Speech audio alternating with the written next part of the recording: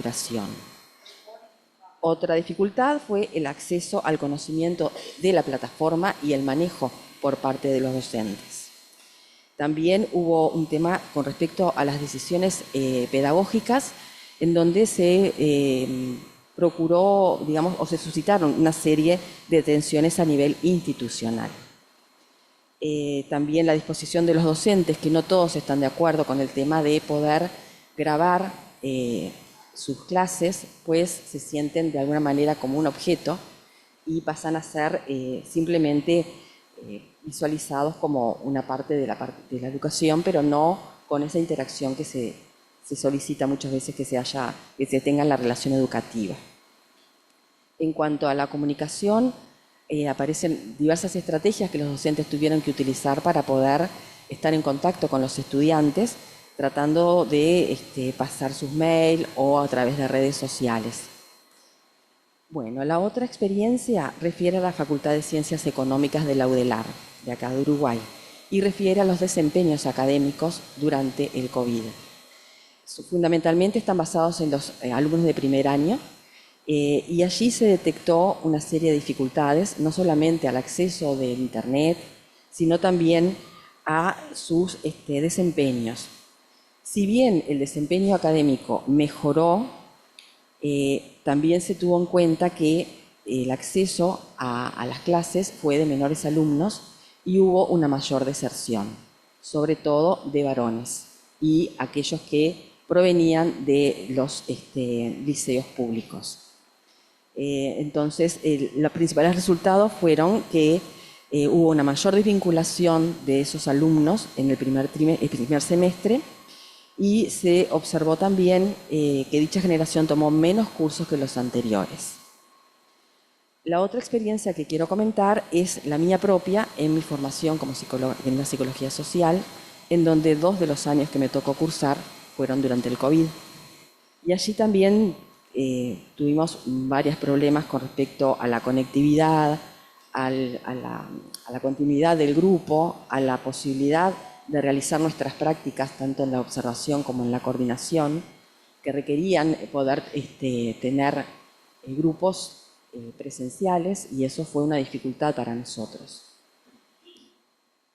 Bueno, voy a leer ahora las conclusiones finales para que ustedes puedan más o menos tener una idea de lo que se resolvió en este tema. Bueno, el pensamiento y la conceptualización de los 2 autores que mencioné nos lleva a reflexionar sobre la actual praxis en la formación de la psicología social, en la confrontación entre la teoría y la práctica, y los mecanismos de rectificación y ratificación que están en este continuo proceso. Entendemos a la psicología social como la ciencia que estudia los vínculos, que se particulariza por ser instrumental y operativa y orientada al cambio social. Este trabajo aborda un eje temático principal, como es el de la virtualidad, pero también lo trasciende, pues abarca también el proceso educativo y formativo. Si bien la implementación de la tecnología en la educación permite acceder al estudiante a infinidad de carreras de manera virtual, desde cualquier lugar del mundo, cabe preguntarse si dicha formación contempla los contenidos necesarios y de calidad para la misma y en qué medida esta formación, muchas veces en solitario, hace que esa persona permanezca centrada en sí misma, dejando al margen aquello de que Pillon decía, hablaba del sujeto en situación.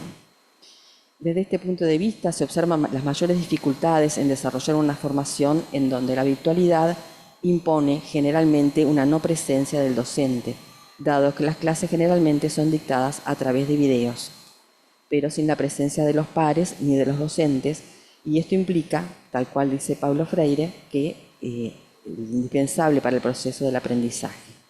Hemos hablado al respecto con algunos estudiantes que ponen de manifiesto esta situación y la sensación de falta de intercambio enriquecedor que significa la presencia del docente.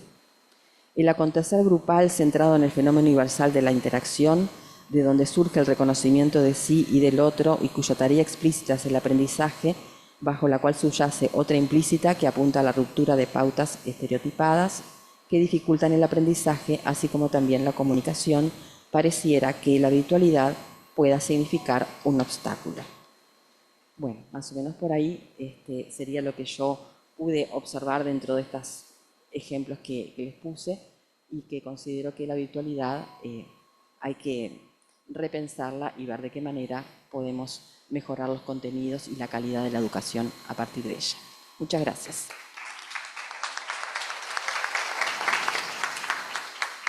Gracias, Gabriela. A continuación vamos a escuchar la ponencia de Alberto Carraro, que va a ser vía online, y es la función docente en las instituciones. Es desde Italia que se va a comunicar y va a transmitir su trabajo.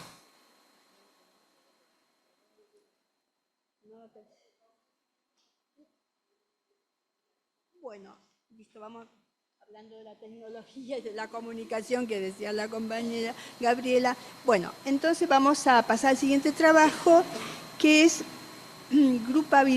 grupalidad y proceso creador, una experiencia docente, en la docencia, perdón, por Elena Puz.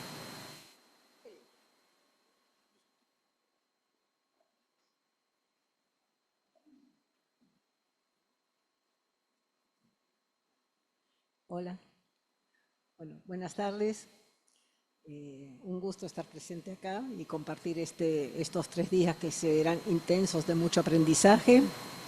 Y voy a compartir una experiencia que fue un periodo de 5 años, una experiencia en formación docente a nivel universitario, de formación docente de alumnos de la Universidad Nacional de las Artes, la UNA, que se formaban para ejercer a futuro como docentes. Y la profesora titular de la materia Arte con Personas Especiales me había convocado para dar un taller teórico-vivencial de grupalidad y arteterapia. Se iban a hacer 12 encuentros por cuatrimestre, con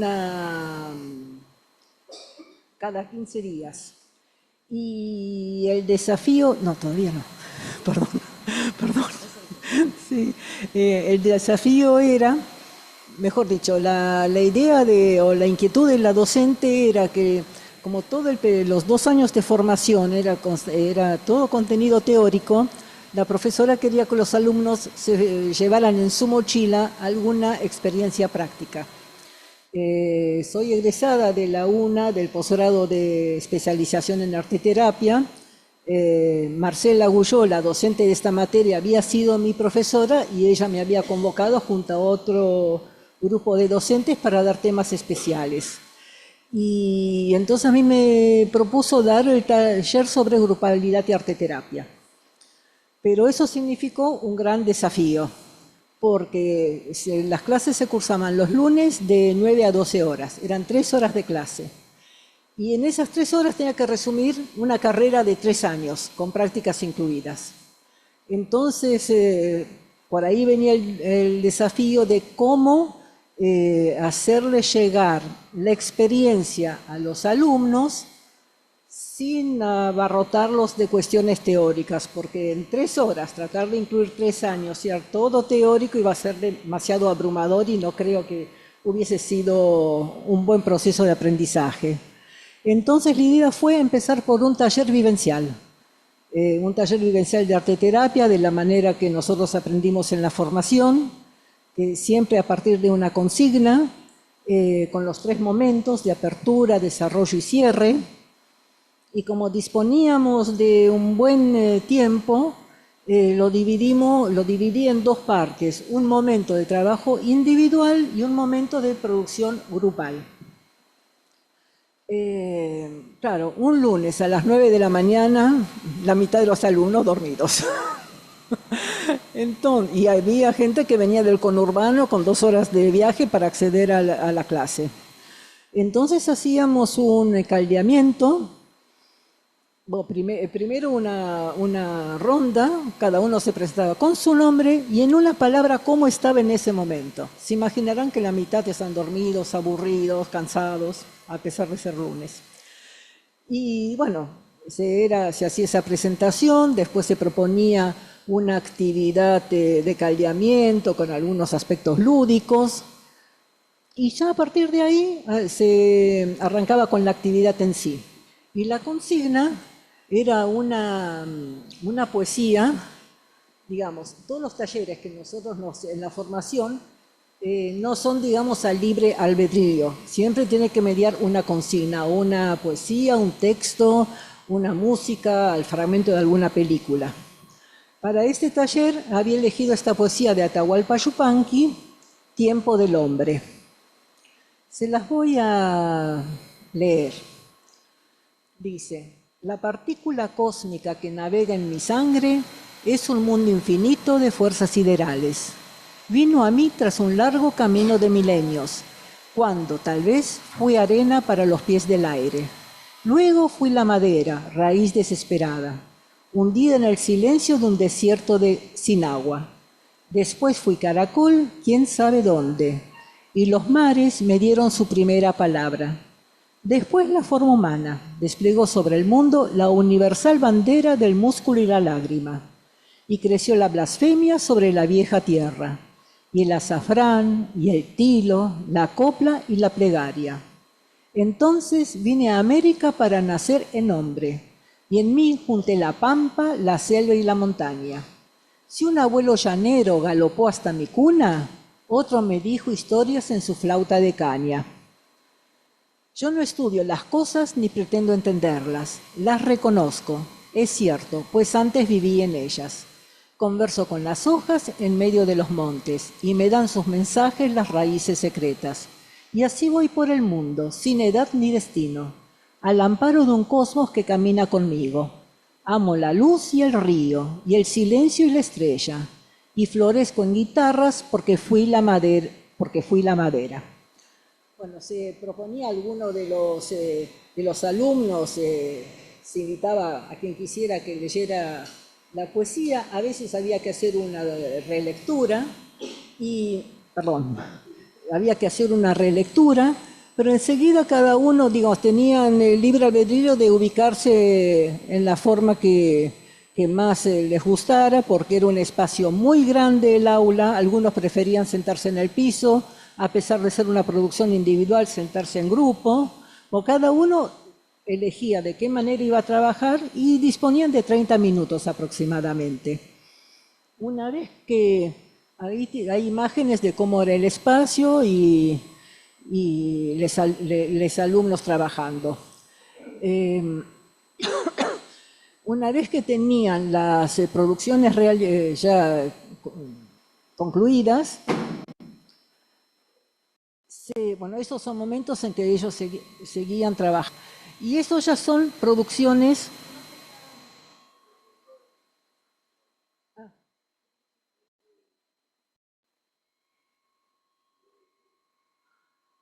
Bueno, sigo contando porque después vamos a avanzar con las imágenes.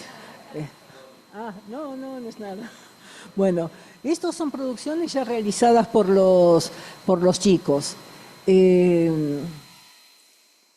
Un comentario, digamos, de color. Eran todos, digamos, en esta formación docente asistían alumnos de los distintos lenguajes artísticos que se enseñaban en la facultad. Y había personas o alumnos, por ejemplo, de teatro, que se me acercaban con timidez, diciendo, nunca dibujé, nunca hice nada. Entonces, como tener miedo de expresarse plásticamente. Elegimos trabajar con un collage porque cuando son encuentros, así talleres de un único encuentro, es una técnica que al trabajarse con material gráfico, con imágenes ya impresas, facilita la tarea y quita un poco el miedo de la imagen en blanco, de la hoja en blanco. Entonces, ayudaba mucho a... ¿Sí? Uy, perdón. Bueno, entonces, esas son todas las imágenes que fueron los trabajos individuales. Llega un momento cuando ya terminan, socializan las producciones, una puesta en común, y los alumnos van recorriendo los trabajos, y ya con la idea de que busquen en el trabajo de un compañero algún elemento en común con el propio trabajo. Y esa es una categoría para agruparse para la próxima tarea. El siguiente momento era lo de la producción grupal, pero no era el mismo día, sino a los 15 días.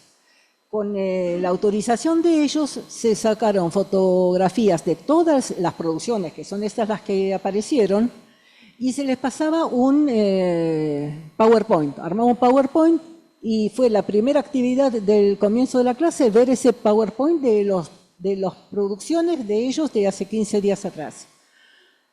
Entonces se proponía, después de haber visto todo, se proponía hacer una lluvia de ideas acerca de qué les significaba a ellos arteterapia. Bueno, muchas palabras surgían y, perdón, acá por ejemplo se ven las distintas lenguajes artísticos que se estudian. Y bueno, con esa idea daba pie al encuentro teórico, porque el primer encuentro era vivencial y el segundo encuentro era teórico, pero a partir de la actividad que ellos habían practicado hacía 15 días.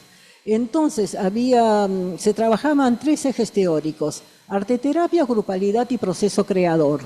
Cada uno de esos ejes tenía digamos, como había una bibliografía para leer, pero como la mayoría no lo hacía, entregaba una hoja con un resumen de conceptos teóricos y en base a esos ellos trabajaban acerca del proceso creador, los obstáculos para realizar la tarea, los bloqueos, y eso era una manera de evaluarlos, porque no se les tomaba examen. Y bueno, fue, digamos, después de cada trabajo grupal terminado, cada uno de los ejes teóricos, se ponía en común, se hacía un trabajo en común grupal y había un alumno que explicaba esa producción grupal. La experiencia fue muy enriquecedora. Obvio que como psicóloga social, la bibliografía básica era psicología social, Pichón, Ana. Bueno, fue una experiencia muy enriquecedora. Disculpen que corte, me cuesta manejar los tiempos y, bueno, el tema escrito. Era mi tarea. Gracias, Elena. Bueno, a continuación vamos a escuchar el trabajo de Clara Neto sobre apuntes para pensar las prácticas de la supervisión en diversos dispositivos y encuadres de trabajo desde la psicología social y en análisis institucional. Gracias. Bueno, este trabajo surge de la necesidad de repensar experiencias que he tenido de distinto tipo cuando se me convoca para supervisar o para apoyar sistematizaciones de supervisión en distintos ámbitos. Fundamentalmente me basé en la supervisión que ejercí durante muchísimos años en una ONG donde la figura del supervisor estaba incluida dentro de lo que era el organigrama. Fue una experiencia muy particular donde yo no daba cuenta a la dirección de la supervisión que tenía en un equipo sociolaboral, ¿sí? Y después otras supervisiones donde los propios equipos me pedían y pagaban, o sea, se autofinanciaban supervisiones que por ese mismo carácter tenían un tiempo más acotado. Luego, otra experiencia donde tuve que en el Estado, en el Ministerio de Desarrollo Social, para quienes no son de acá, un programa de asistentes personales, había toda una línea de supervisión hacia los asistentes personales y las tareas, y me habían pedido que yo pudiera como pensar cuáles eran los elementos teórico-técnicos desde los cuales los que tenían que desarrollar el rol de la supervisión lo estaban haciendo. Yo voy a leer porque me entusiasmé con esto y tengo pánico con el tiempo, así que no me gusta hacerlo, pero voy a leer. El presente trabajo intenta reflexionar acerca del marco teórico y los dispositivos empleados en la supervisión en diversos ámbitos y encuadres de intervención institucional. En las prácticas de formación y trabajo en y con grupos operativos, la teoría pilloniana avanza sobre los roles de integrante, coordinador y observador, sin que se le asigne al rol de la supervisión un capítulo específico, y por lo tanto tampoco hay teorización sobre esta tarea. La dupla coordinador-observador da apoyatura al grupo diagramando su intervención táctica. La lectura de la crónica y la reflexión après coup, después, permiten redireccionar el trabajo, acudiendo muchas veces a la figura de un supervisor para proyectar estratégicamente las intervenciones. Táctica y estratégica son dos momentos que tienen distinto énfasis en la tarea coordinador-observador y coordinador-observador cuando están con un supervisor trabajando. ¿Qué expectativas se depositan en estas instancias? ¿Cuál es el rol que diagrama las intervenciones? ¿Desde qué lugar se formula? ¿Con qué instrumental teórico-técnico se debe contar para la escucha? ¿Cómo varía el marco teórico-técnico al abordar las distintas configuraciones, grupos, organizaciones, comunidades? ¿Qué otras prácticas evocan y son convocadas desde otras disciplinas en la asunción del rol de supervisor? Para abordar estos interrogantes presentamos una revisión histórica y disciplinar del término. ¿Por qué hago esto? Porque justamente hay otras disciplinas donde la supervisión tiene un carácter de control y bueno, eso importa como uno se tiene que pelear con ese gran panóptico al que se le asigna al supervisor, ¿no? Etimológicamente el término supervisor proviene de super, sobre, y videre, ver, que nos conduce al significado de tener una visión desde un punto que da una mayor globalidad y manteniendo una distancia. Es ese panóptico del que le hablaba que tanto analizó Foucault. En el diccionario de la Real Academia, supervisar es ejercer la inspección superior de trabajos realizados por otros. Los sinónimos remiten a vigilancia, control, comprobación, revisión. En el lenguaje corriente, el supervisor es la persona responsable de controlar y, en último caso, sancionar a sus subalternos en una organización de tipo piramidal. Muchas veces se puede ver en la educación cómo hay una tensión entre el supervisor como una tarea de apoyatura, de ayudar a pensar, y esta otra tarea de control de los desviantes educacionales, volverlos a su sitio.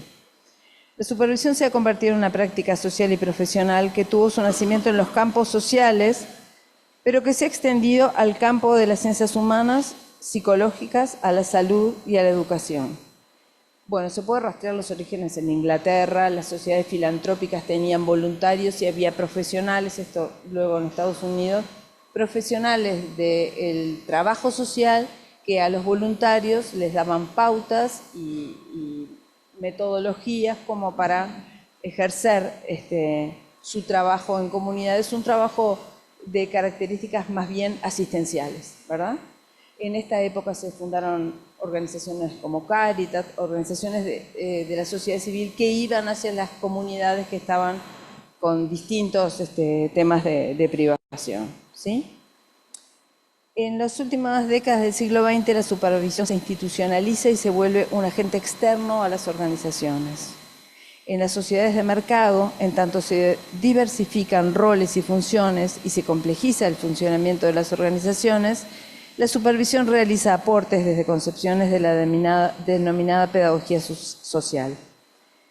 La supervisión se asocia a planes de calidad, realizando asesoramientos de un saber externo y experto en temas tales como entrenamiento de roles de liderazgo, coaching, junto a modelos de gestión basados en calidad total y otras teorías organizacionales.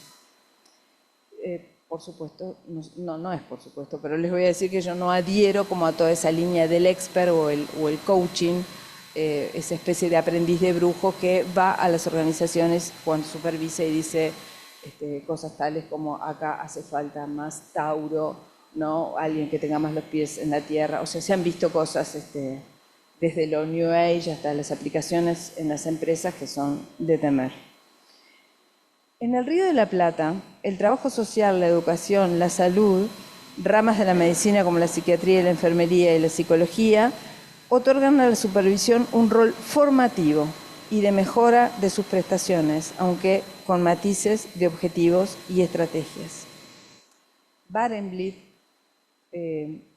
plantea que el término supervisión se acuñó en el campo de la formación de psicoanalistas como una práctica específica de la formación, donde se somete a la escucha y consideración de un psicoanalista experto con funciones docentes o didácticas el trabajo clínico que realiza con sus pacientes, otros colegas en proceso de formación o en consulta y asesoramiento con el supervisor. Eso hizo que se difundiera el término de supervisión para referirse a esa actividad, ya sea cuando se centra en la clínica o en el análisis institucional. Pero en organizaciones empresariales y sanitarias, el vocablo supervisión está referido a un concepto o significado de autoridad y fiscalización. Bueno, lo mismo en el trabajo social, hay una tensión entre control y una apoyatura para poder hacer un análisis de las prácticas. Eso también depende de la inscripción que pueda tener aquel profesional que tiene el rol de supervisor en la organización. Si tuviéramos que definir, no, esto lo voy a hacer yo.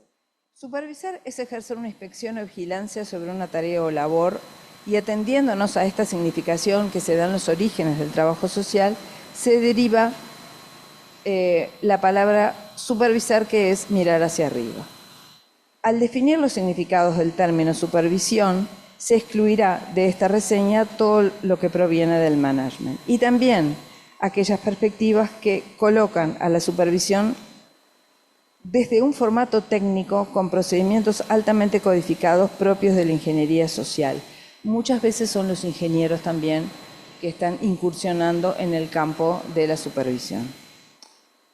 Se recogen conceptos y autores en este trabajo que proponen la supervisión como una revisión reflexiva de la intervención que contiene, pero que no se agota en la mirada técnica y en los diseños preestablecidos, que aborda la dimensión subjetiva e intersubjetiva, atendiendo las dinámicas grupales, así como la dimensión institucional de las prácticas. A mí me gusta mucho una definición que dice que la supervisión es un trabajo sobre el trabajo. Es la posibilidad de estar reflexionando, y estar modificando, por tanto, con la palabra, lo que se está proponiendo. Y otra de las cosas que me parece... ¿Me puedes decir cuánto tiempo? 2 minutos. No me va a dar para todo, pero entonces abandono esto y lo que les planteo es cómo muchas veces cuando uno está supervisando los equipos, lo que puedas... ¿qué es lo que estamos tomando cuando supervisamos un equipo? Porque están las relaciones interpersonales, los conflictos interpersonales, ¿verdad? Está la misión de la organización, que muchas veces se disuelve y se olvida, no es tomada, y están los usuarios. Cuando en el campo de la supervisión se hace entrar tanto lo que es la misión o la institución en la cual se enmarca ese equipo, y cuando se hace entrar la tarea, y acá esto se lo debemos a Pillon, ahí se resignifica tanto la capacidad de mayor elucidación de los miembros de los equipos como lo que es su salida al exterior. Porque uno de los problemas que hemos observado es que la supervisión se convierte en un ámbito de queja, por lo que el análisis institucional ha llamado los analizadores institucionales. El dinero, la circulación de poder, la toma de decisiones, la contradicción que puede haber entre una institución socioeducativa hacia afuera y una institución que constriñe, por ejemplo, la posibilidad de autonomía de sus propios miembros. Te veo, así que termino por acá. Gracias.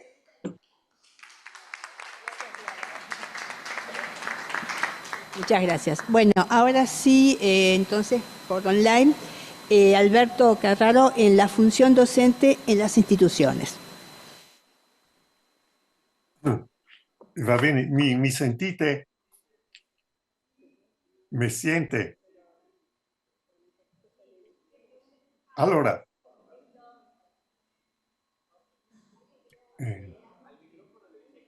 ¿me escuchan? Ya estamos, sí. te escuchamos, Alberto. Bueno, allora, un poquito en retardo, la función docente en las instituciones escolares. Punto 1. Los docentes, tal como actúan hoy en día, son representantes y promotores de la obediencia a un sistema al que, al parecer, se someten con toda naturalidad al ejercer su profesión, lo sepan o no. En la escuela tradicional, la estructura organizativa del proceso de enseñanza-aprendizaje determina de antemano los lugares asignados a cada uno en lo que se connota por ser un juego de roles. Parece normal que el marco de referencia sea la relación profesor-alumno. Por el contrario, es una impronta ideológica profunda que impide considerar la relación más propia que se establece en las clases de alumnos, la de profesor-grupo. Entonces, el aparato de formación a la profesión docente nunca ha cuestionado este supuesto, como si perteneciera a un dictado religioso primordial que no requiere argumentación directa y como tal se transmite. Punto 2. Una nueva escuela, con la visionaria aspiración de ser precursora de los tiempos venideros, de grandes transformaciones climáticas, demográficas, medioambientales, económicas, relacionales, etc., debe configurarse de forma que proporcione a las generaciones de alumnos que se alternan a lo largo de los años las herramientas básicas para trabajar en equipo. Para que los alumnos sean los protagonistas de su propia formación, es necesario que la figura profesional a la que se asignen tareas educativas y formativas conozca los supuestos teóricos y técnicos inherentes al trabajo con grupos. La función docente se concreta a partir de la elaboración de una distancia del grupo de alumnos, expediente que permite descentrar sobre el objeto de estudio toda la atención que el grupo deposita instintivamente sobre el profesor. Punto 3.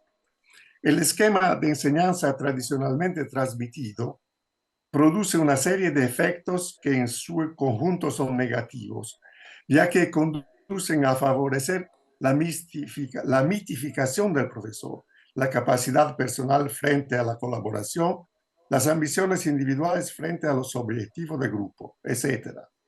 En la práctica, esa escuela, al favorecer procesos orientados a la consecución de un objetivo preestablecido, es decir, ya predeterminado en la mente del profesor, como pueden ser determinados modelos estándares utilizados en la evaluación de la respuesta dada la solución de problemas, mantiene de hecho separada la cultura general del aprendizaje técnico-disciplinar como si pertenecieran a dos universos distintos. La configuración institucional jerárquica de la escuela se basa en la dependencia y la subalternidad erigidas como sistema. Es ilusoriamente meritocrática porque se regula sobre el esquema repetitivo de la clase impartida por el profesor y acompañada de las aportaciones correspondientes a los capítulos pertinentes de los libros de texto. Por tanto, sobre criterios impuestos. Por el contrario, las voces más brillosas de la escena pedagógica contemporánea tienden a convertir esas actitudes autoritarias en un esquema más actual, más dinámico, de participación igualitaria, es decir, horizontal. Lo que permanece oculto, disimulado durante las acciones educativas formativas en general, son las reglas de imposición que subyacen a los aspectos más profundos de la palabra proferida o de la actitud directiva, supuestos que no pueden ser esclarecidos por el propio sujeto que lo escenifican, los docentes, ya que las racionalizaciones que realizan al delinear su práctica tienden a enmascarar tales fenómenos. Punto 4. Uno de los proyectos más ambiciosos es el de hacer habitable la escuela, que en el imaginario de alumnos y profesores configura cada vez más una estancia desagradable. El método de que está dotada la pedagogía instruccional tiene la fuerza de encontrarse con lo humano en la encrucijada de su naturaleza, y allí a los alumnos reunidos en grupos con el propósito de aprender les ofrece una atención contenedora y crítica. Hoy en día, en el avanzado 2024, una cierta declinación de la función patriarcal por parte de los profesores, independientemente de su sexo, es la fuente de muchos males generalizados en las escuelas, motivando ciertos acosos que los alumnos tienen que soportar en forma de un fastidioso control de su comportamiento que inhibiría el estudio fructífero y productivo. Parecería existir cierta envidia por la espontaneidad y disposición a la transformación que denota el instinto de vida. Un poder natural que la parte envidiosa de los profesores quiere hacer insignificante por la dificultad de gestionar su desarrollo, según ciertas pautas preestablecidas. En todo el mundo, los jóvenes escolares han sido siempre objeto de desvalorización y de consecuencia de agresión, porque los profesores han sido formados, 1, para inculcar a los escolares, 2, para descuidar inexplicablemente la cantidad de aprendizaje que se esconde entre los pliegues de su trabajo. Casi como si por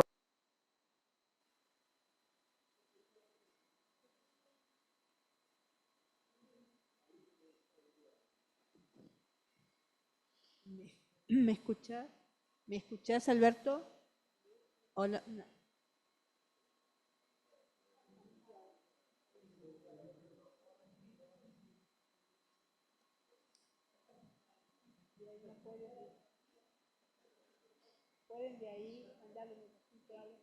No se escucha nada.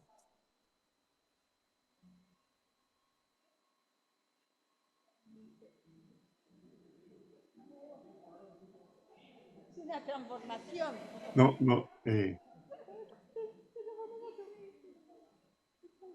non sento.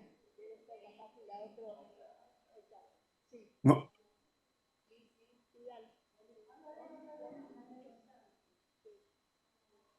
Continúa. Continuo. ¿Se entiende? Punto 5. En mis libros he hablado de la experiencia didáctica centrada en la relación profesor-grupo, manteniéndome firme en una perspectiva que siempre ha mantenido una confrontación muy estrecha y cercana con una realidad, la que resulta de la observación de un grupo cuando se enfrenta a la tarea de aprender, que circunscribe un contexto en el que aparece de forma no ilusoria. La misión más importante de un grupo de estudio es la búsqueda de un camino a seguir por parte de todos, alumnos y profesores por igual. Esto puede lograrse mediante la libertad de dejar volar la imaginación y las emociones, inspirándose en los objetos de estudio, que son los verdaderos inspiradores de una nueva visión de un mundo. Teórica y técnicamente, una salida siempre es posible. Punto 6. Un ejemplo emblemático se refiere a la lectura del canto 5 del Infierno de Dante Alighieri. En clase, en un momento de cansancio, en el que los planteamientos críticos de la experiencia poética stinovista como responsable en el enamoramiento de los dos cuñados, Paolo y Francesca, no parecían estimulantes, salvo para provocar risitas cómplices. Mientras pequeños grupos hablaban de forma apartada, otros aislados, quizá completando sus deberes para la siguiente hora de clase. El hecho de que dos chicos se tocaran ruidosamente y con cierta actitud de burla llamó mi atención. Me encontré así dando una interpretación sobre la homosexualidad latente de Paul, que habría atacado la integridad de su cuñadita porque, víctima aún, tanto por razones de edad como por los privilegios hereditarios de la época, de una curiosidad morbosa hacia su hermano Gianciotto, jorobado por añadidura, pero marido legítimo de Francesca. Esa hipótesis pretendía suscitar la reflexión sobre la oportunidad de inaugurar una nueva forma de leer el canto 5, que trastocara el trasfondo de los comentarios críticos más acreditados sobre el célebre episodio. De hecho, tras mi intervención, se produjo un prolongado silencio en el aula, como si por arte de magia se restableciera un clima de atención y reflexión. Evidentemente, por la mente de todos debieron pasar actitudes y casos bastante comunes entre chicos y chicas, como el de la que se enamora de la pareja de su mejor amiga. Esa interpretación resultó ser la fórmula más adecuada para comunicar al grupo que, al seguir en esa línea de completo estancamiento, por alguna razón tácita, están perdiendo de vista la tarea y se están desviando del camino. Por lo tanto, no me pareció pertinente para mi función seguir insistiendo manifestamente en el que son maleducados porque no discuten el famoso episodio de una obra tan importante para la cultura italiana, y no rechacé el comportamiento del grupo juzgándolo una falta de respeto hacia mi persona. La forma hipotética de mis consideraciones favoreció la inclusión gradual de ciertas claves intelectuales y de organización del pensamiento presente en forma alucinatoria en el contexto grupal que observaba. La aclaración implica que el silencio y la espera deben ser atendidos para permitir que el grupo comience a darse cuenta de sus modos de pensamiento actuales y practicados. Esta elección comunicativa implica una toma de conciencia de que el silencio, la espera, pero también la confusión deben ser repropuestos y reconsiderados bajo otra luz. Su aparente extemporaneidad es capaz de indicar un camino para la reflexión del grupo sobre los obstáculos metodológicos que impiden acercarse a la palabra del poeta en modo propio. La preparación óptima de un programa disciplinar, además de la cantidad de aspectos puramente nacionales, está vinculada al grado de perspicacia, independencia de pensamiento y mejora de las relaciones, elementos que contribuyen a perfilar la evolución realizada por el grupo en la consecución de los objetivos institucionales. No se trata, por ejemplo, solo de informar sobre un texto poético, sino de ofrecer la oportunidad de reflexionar sobre los múltiples factores que entran en juego en la actuación, que es la lectura en voz alta, es decir, de proporcionar una visión. La investigación de las resistencias es un requisito fundamental de la función docente y al seguir sus diversas pistas, se convierte en un factor de cambio que puede abrir nuevas perspectivas. Gracias.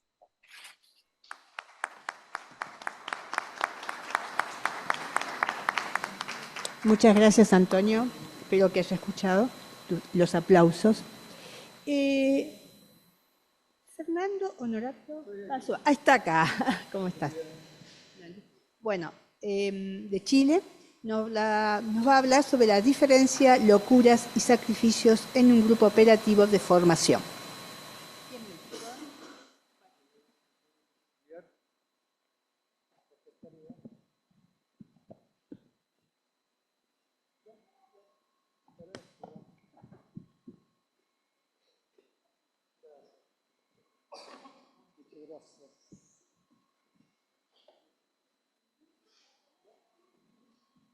Muy regaloneado. Porque...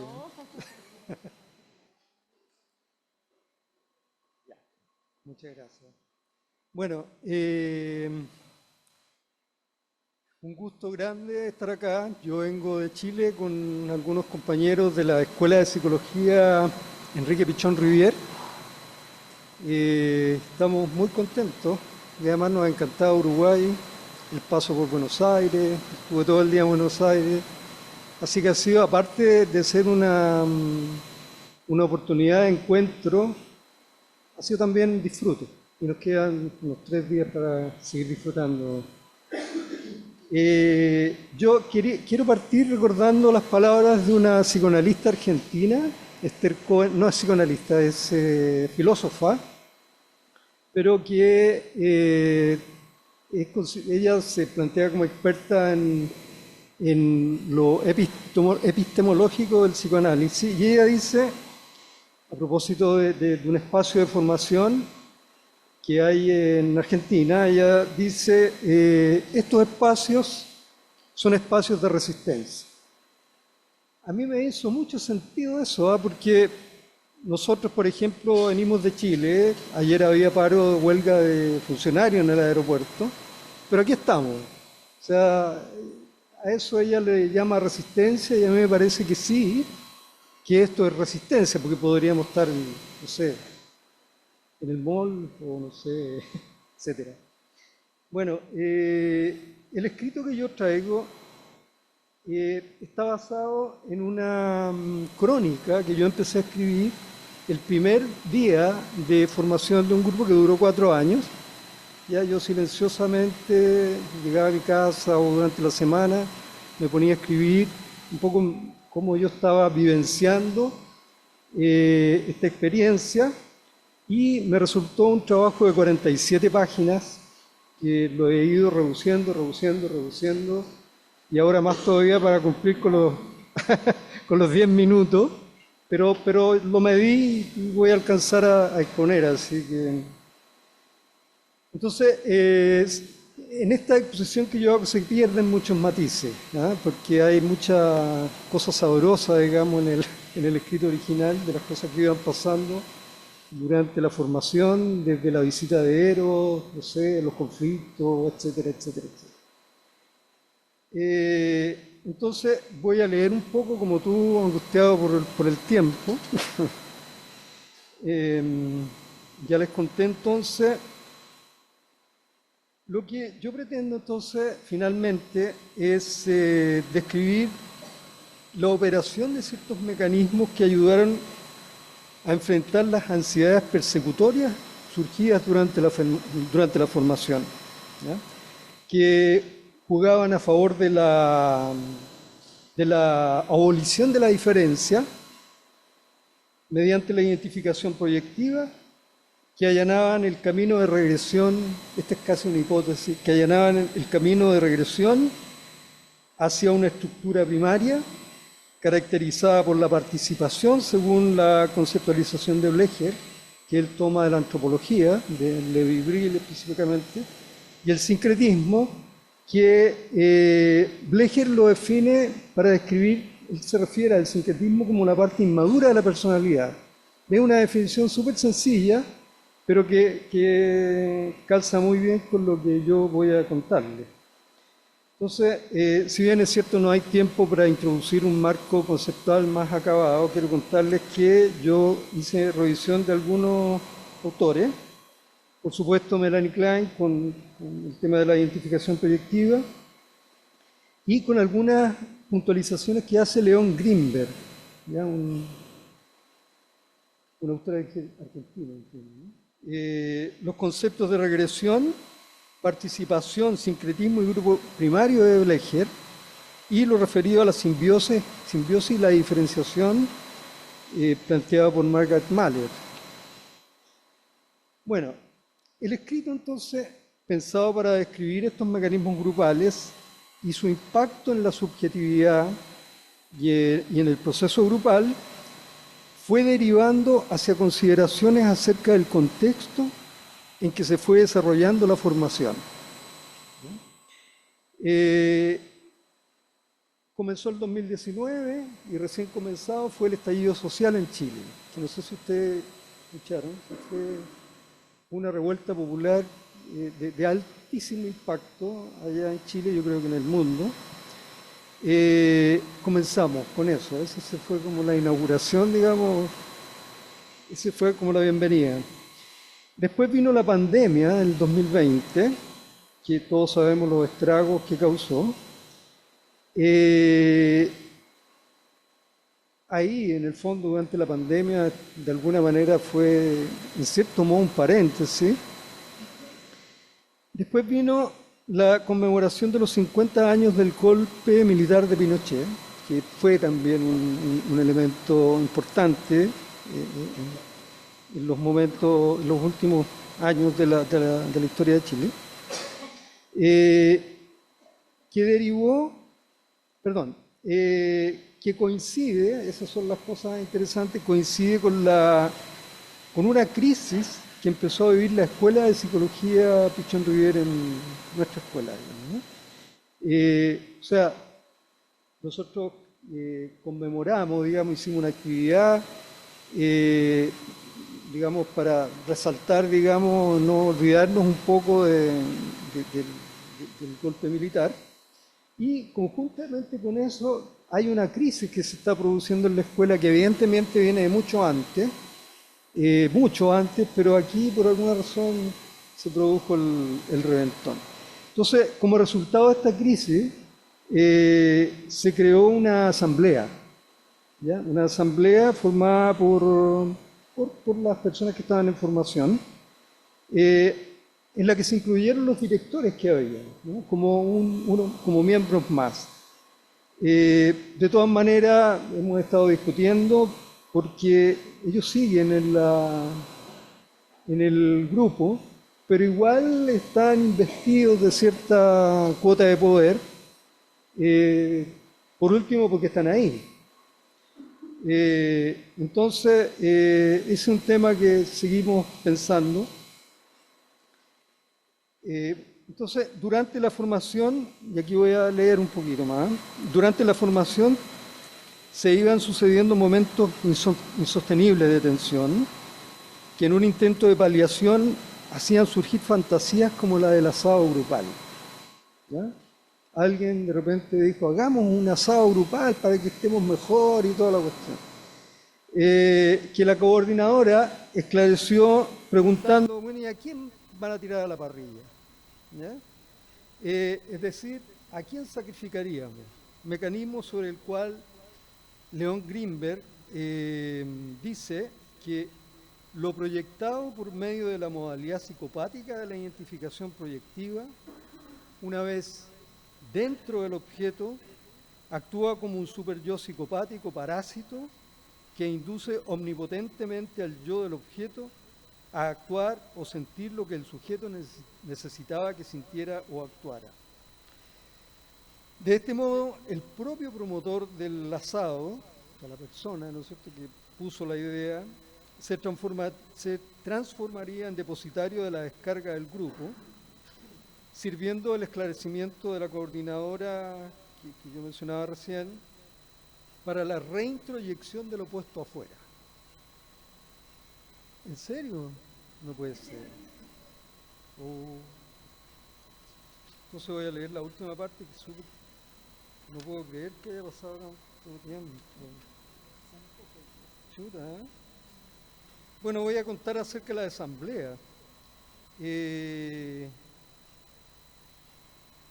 Bueno, acercándonos ya al término de la formación, el grupo de formación, nuestro grupo ya estaba desgastado, ya como que no queríamos más, ya no queríamos más formación, no nos queríamos juntar, postergábamos la sesión final, es decir, yo creo que estábamos atravesados por esta crisis que vivía la escuela, la coordinadora enferma, ¿no? Ya estaba, digamos, y se produjo un nuevo acontecimiento en la línea de la identificación proyectiva, que fue que supimos nosotros que un antiguo fundador, digamos, de la escuela y otros importantes directores estaban creando organizaciones paralelas, ¿ya? Una escuela de psicología, otra escuela de psicología grupal y otro personaje haciendo grupo de formación en nuestra ciudad, en Valparaíso, Y eso entró al grupo como amenaza, ¿no? Pero una amenaza que estaba más bien planteada como una tradición. O sea, la paranoia estaba, pero circulando libremente por el grupo.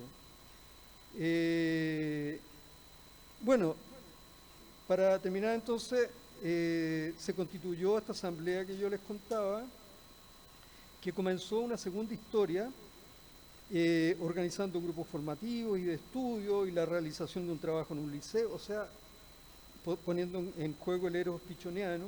O sea, esta asamblea, digamos, consiguió que la escuela se reviviera, ¿no? Aquí están mis compañeros, me encantaría que ellos pudieran contar, porque ellos están mucho más participando más fuertemente. Y por último, una frase para cerrar la propuesta. Se cumplía el llamado paradójico de la directora a tomarse la escuela como anticipación a la muerte. Puntos suspensivos. Eso sería lo mío. Parece que cumplí con el...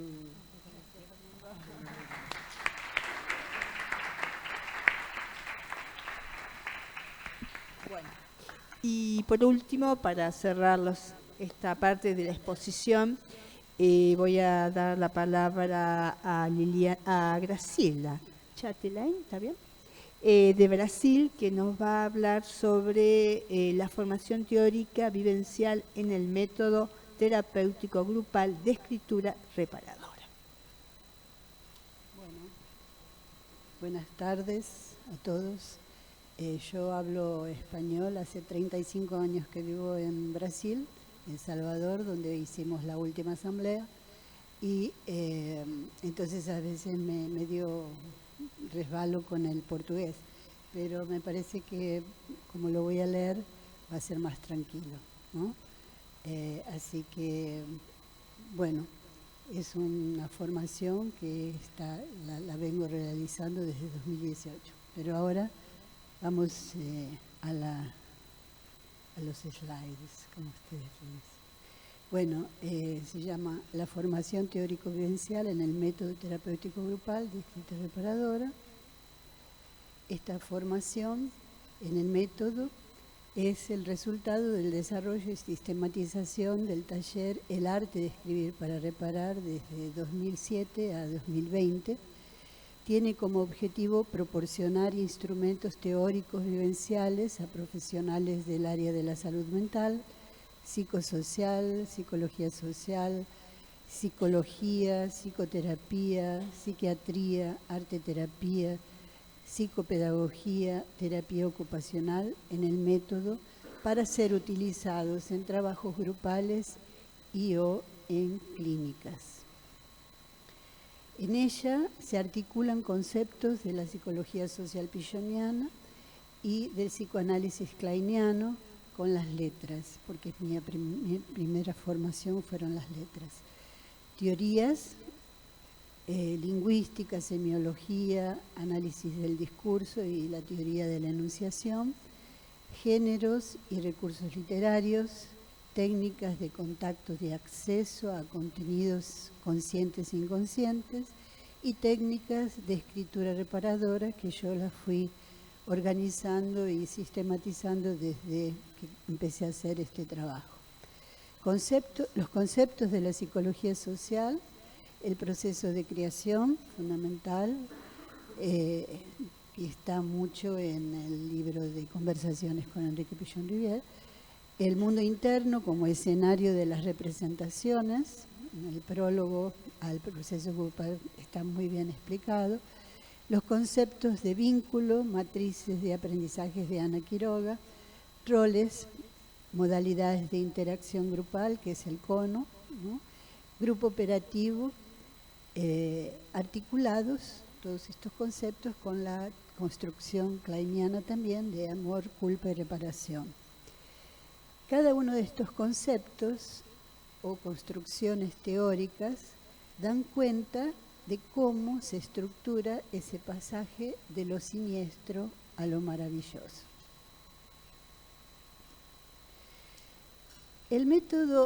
Sobre el método ¿no? La formación es sobre el método, que se llama método terapéutico grupal de escritura reparadora. El método proporciona, a través de un proceso de creación, que es la vivencia de la escritura, instrumentos de lectura sobre la recreación de objetos internos con técnicas específicas que tienen una direccionalidad en la búsqueda de la unidad, de la integración de los aspectos fragmentados de esos objetos internos. La técnica específica que fui indagando y descubriendo en la medida en que desarrollé los talleres y la llamé técnica de escritura reparadora, fue pensada en varios sentidos, integrando también otra área del conocimiento que es la que me formé, que fueron las letras. Uno de esos sentidos es la utilización de determinados géneros literarios, que son más interesantes y efectivos para posibilitar el encuentro con objetos internos y con la vivencia de fragmentación, así como también el método narrativo del fluir de la conciencia. Por ejemplo, el soliloquio y el monólogo son dos géneros fantásticos para poder trabajar con el método.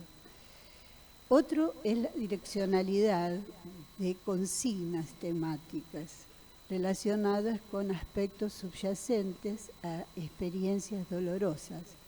Por ejemplo, mis exigencias, procrastinación y miedo, la palabra ausente, entre muchos otros, muchos. Un tercer sentido está relacionado con crear condiciones para una búsqueda más profunda de objetos internos sobre los textos producidos a través de la síntesis y la expansión. La reescritura para disminuir o aumentar el texto, la selección de palabras significativas con las cuales crear otro texto, el tránsito del microcuento para la poesía y de la poesía para la metáfora.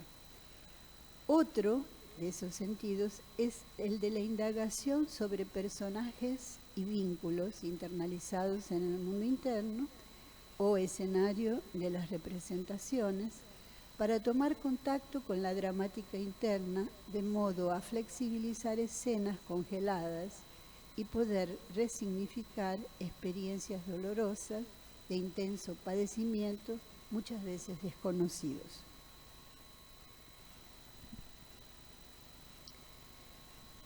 Formarse en grupo, ¿no? Estas técnicas de escrituras reparadoras estimulan el contacto con situaciones de pérdidas, de bloqueos, de miedos, de dolores detenidos en el pasado. Emergen entonces palabras, versos, argumentos, metáforas, como objetos internos reparados, resignificados, y la posibilidad de la reflexión en el encuadre grupal.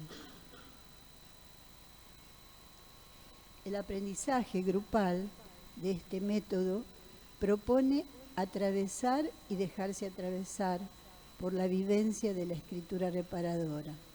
La tarea del grupo es la construcción del conocimiento sobre el método terapéutico grupal de escritura reparadora de manera vivencial, escribiendo y entendiendo sus propios procesos y el proceso de aprendizaje grupal. Esto implica en un revisarse continuo durante todo el curso, con los consabidos efectos terapéuticos, de la misma forma que el aprendizaje de la psicología social. Bueno, yo sé que tengo 5 minutos más. 3, bueno. Me preparé bastante. Bueno, no, porque resulta que yo hice un formulario, una evaluación de la formación que estoy haciendo desde 2018 hasta ahora. Tengo 4 grupos ya formados, uno fue presencial y el actual, tengo uno en portugués en Salvador que están pasando, pero desde 2020 es online. Entonces, en Salvador es online, continúa siendo online, y hay gente de varios lugares del país, ¿no? de lengua portuguesa. Y estoy haciendo uno que empezamos en abril, que es de lengua española, y que hay gente de una cantidad de países de lengua española, y una que vive en Inglaterra, pero que habla español, es argentina. Y ahí hice un formulario de evaluación de la formación de la gente que ya se había formado desde 2018 de los 4 grupos, y yo saqué algunos resúmenes que espero que en 3 minutos pueda, 2, ¿no? Bueno, entonces, en general las personas que hacen el curso son psicólogos, psicoterapeutas, médicos, arteterapeutas, profesores, arteeducadores y profesores universitarios, que trabajan en diversos ámbitos de la salud, tanto institucionales como comunitarios, y tanto públicos como privados, como escuelas, movimientos comunitarios, con mujeres, enseñanza universitaria, grupos independientes. Los ámbitos en que desarrollan el método es en la psicoterapia, la clínica, el autoconocimiento, la educación, el cuentoterapia también, y clínica de arteterapia, docencia, grupos de estudiantes, de mujeres, comunitarios, educadores sociales también. Bueno, los resultados obtenidos es que la metodología es muy potente, donde los contenidos inconscientes emergen y pueden ser trabajados en grupo y con el grupo. La utilización del método permite la flexibilidad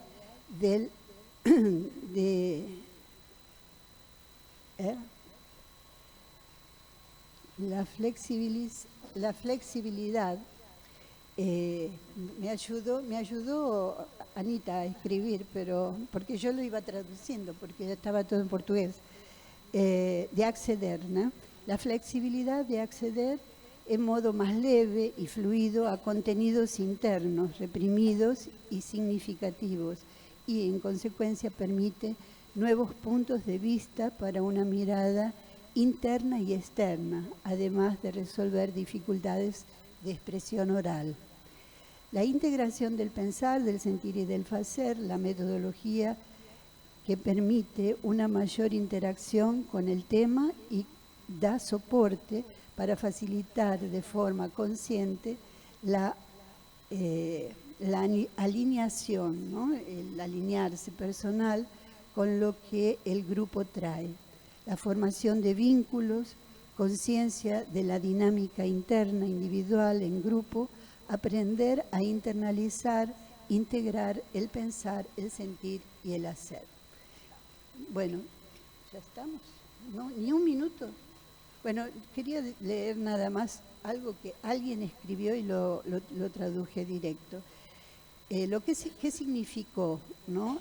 Hacer la formación profesional y personalmente? Significó desenvolver la observación, la escucha, a partir del conocimiento de los modelos internos, herramientas para resignificar, reparar, recuperar y rescatar aspectos que antes me parecían perdidos o no existían.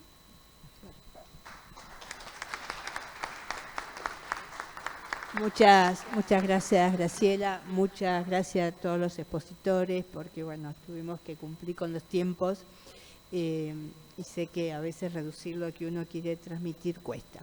Bueno, tenemos 20 minutos para preguntas. Estas preguntas les pido que sean concretas, porque todo lo que es opinión, resonancia, reflexiones, seguramente lo vamos a poder trabajar en el grupo. Nosotros tenemos que más o menos a las 5 menos debe empezar el grupo, porque a las 18 horas tenemos un receso y 18:30 comienza la apertura. Si hay alguna pregunta que quieran realizar.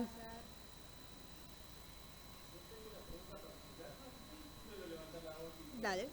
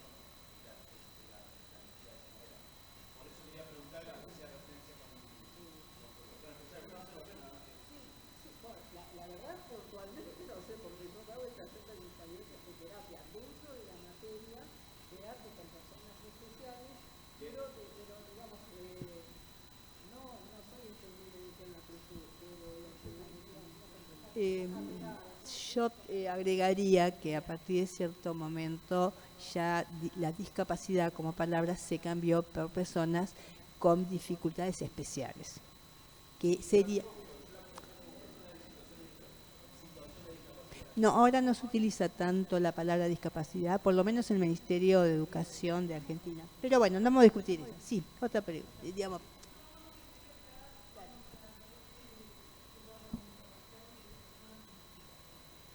Bueno. Claro, yo digo en provincia. Listo.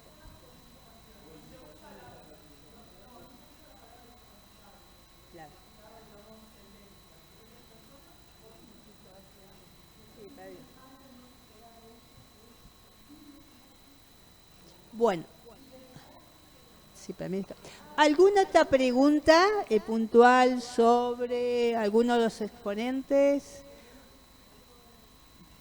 que quieran realizar?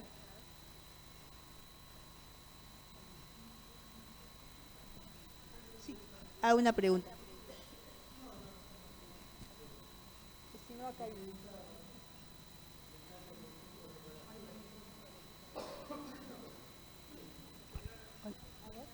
Pará, no te vamos escuchando, si no, no se va a poder grabar.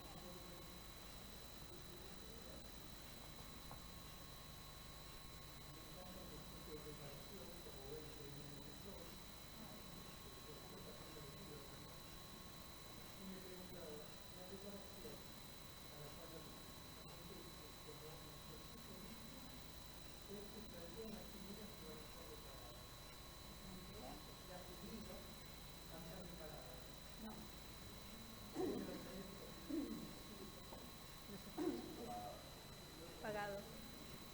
Está apagado. Sí, porque lo tenemos que grabar, por favor. A ver si se escucha.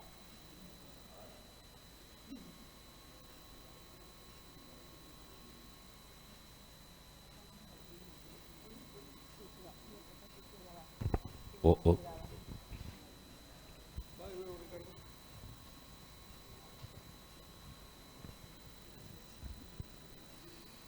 Bueno, a ver si es clara la pregunta.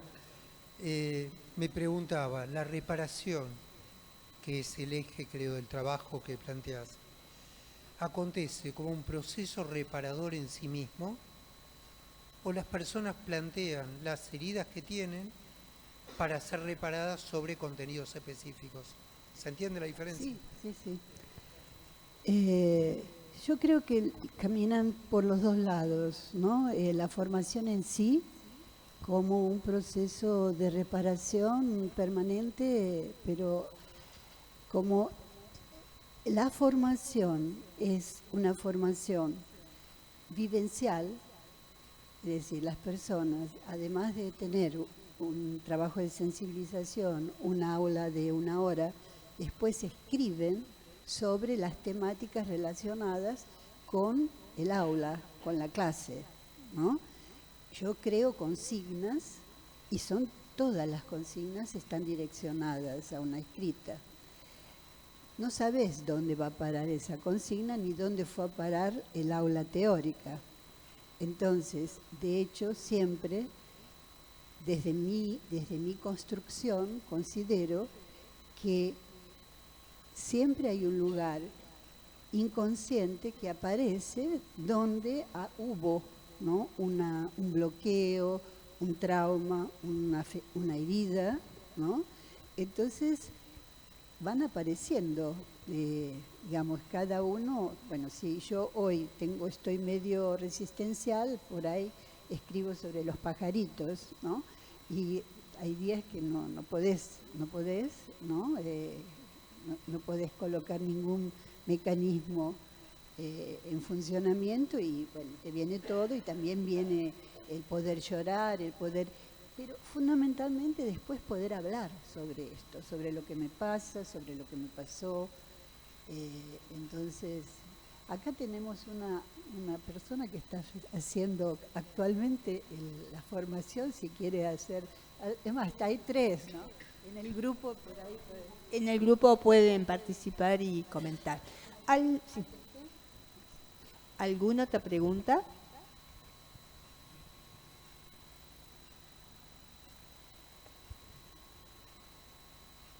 Bueno, el chat tampoco, bueno, damos por cerrado este momento de preguntas y les propongo pasar al grupo. El grupo voy a coordinarlo yo y me va a ayudar como observadora Ana Fabris y vamos a trabajar 1 hora y los últimos 5 minutos van a ser lecturas de emergente. Así que les agradezco a los participantes de la mesa. Sí. De acuerdo a la cantidad, igual, ¿no será mejor hacer los grupos? Es hasta 25 y somos 30, no sé si vale la pena. No vale la pena. No, me parece uno solo va a alcanzar la... Listo, bueno, nos ponemos en ronda como ya sabemos.